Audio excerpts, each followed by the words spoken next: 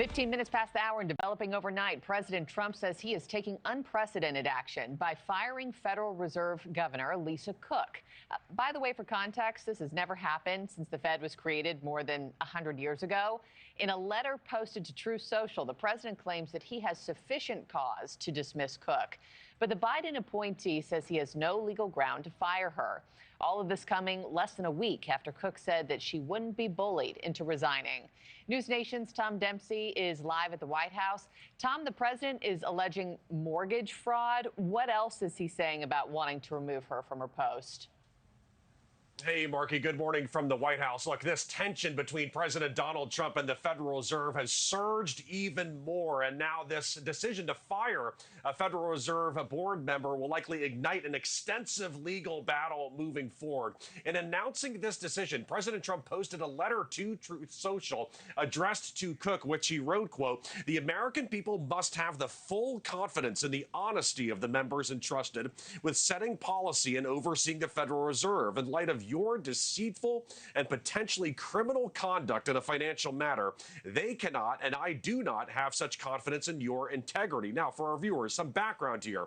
This all stems from recent allegations from Bill Pulte, a Trump appointee who heads the Federal Housing Finance Agency. Last week, he accused Cook, without providing public evidence, of claiming two primary residences, allegedly to get better mortgage rates. Cook has denied any sort of wrongdoing, but said she would answer appropriate questions. The Federal Reserve has not released a statement about this move by President Trump, but in comments to NewsNation, Cook said, quote, "I will not resign. I will continue to carry out my duties to help the American economy, as I have been doing since 2022. Her lawyer also saying they plan to fight back against this firing.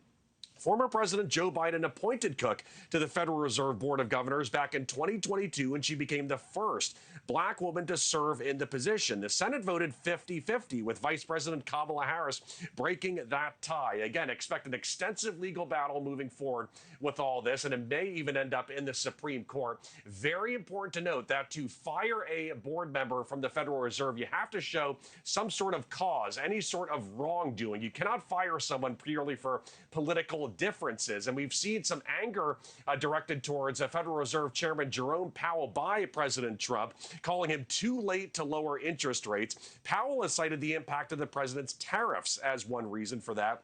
But the president has also said he will only appoint Federal Reserve leaders who support lowering interest rates. He recently named a former top White House economic advisor to replace an outgoing governor who left earlier this month. If President Trump succeeds in firing Cook, he'll be able to appoint another member to the Federal Reserve Board that actually votes directly on where to set those interest rates. Yeah, Markie? have to find cause to do that successfully. Tom Dempsey, live from the White House. Thank you so much. Thank you for watching. Subscribe below and download our NewsNation app right now on your phone, and you will get fact-based, unbiased news for all Americans.